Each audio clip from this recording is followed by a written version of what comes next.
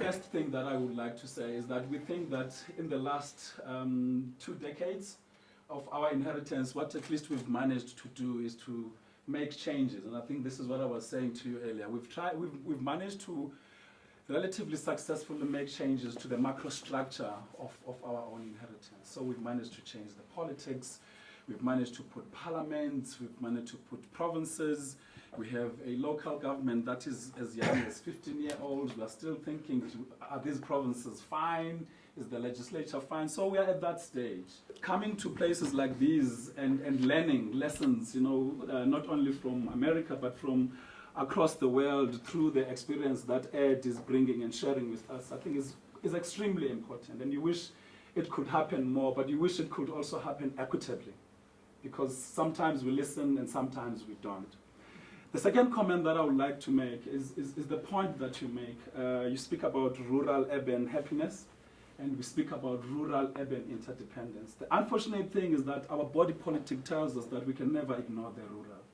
So whatever else we do, rural becomes part and parcel of who we are.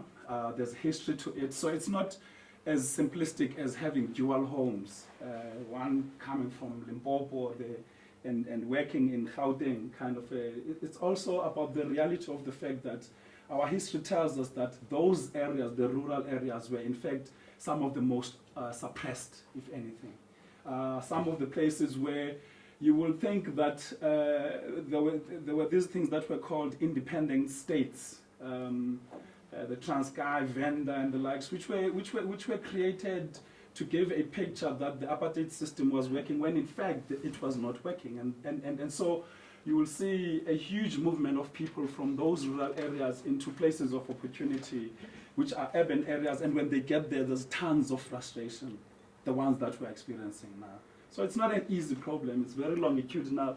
Of course, I mean, when people see frustration, you cannot even talk about the happiness, or the rural-urban happiness. I suspect we haven't even started to look at that. We're still looking at how we can ensure that these two spaces are interdependent and they're able to sort of grow together. The third comment that I would like to make is about the nature and the character of an African city, which is not the nature and the character of a European and perhaps American city.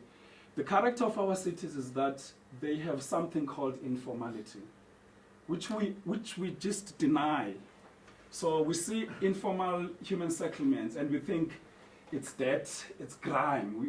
We don't think about it as the fact that people are responding to their own needs using their own mechanisms. So it's nice to hear, for lack of a better word, I'm going to use, you call them chinets, yeah?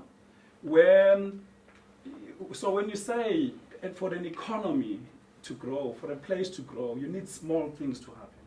You need a sewing machine to be able to do things. It's the same here. And yet, when we speak about the need to support the informal economy, in our case, people that are selling apples on the streets, you know, it's simple things. But those things, they go a long way to the extent that they're able to support a family. So you'll see someone selling apples. So our cities tend not to embrace that. They tend to want to kick them out and not create spaces and all of that. The last comment is about, yes, I mean, the societal demons that you talk about. Poverty is upon us. I think we have accepted, at least through the integrated urban development framework process, that poverty is no longer a rural issue. In fact, there's more poverty in South Africa than in urban areas, or whatever is deemed to be an urban area, than there is in rural areas. But I mean, I think if that's a response to go by, I mean, that will be what I would say, at least, so as to allow everybody else to make comments. But otherwise, thanks very much. I mean, there's a lot that we're learning from the work that we've been, considering that we've been reading, without you knowing that we've been reading some of the things that you said, and they influence us a lot. Thanks a lot again.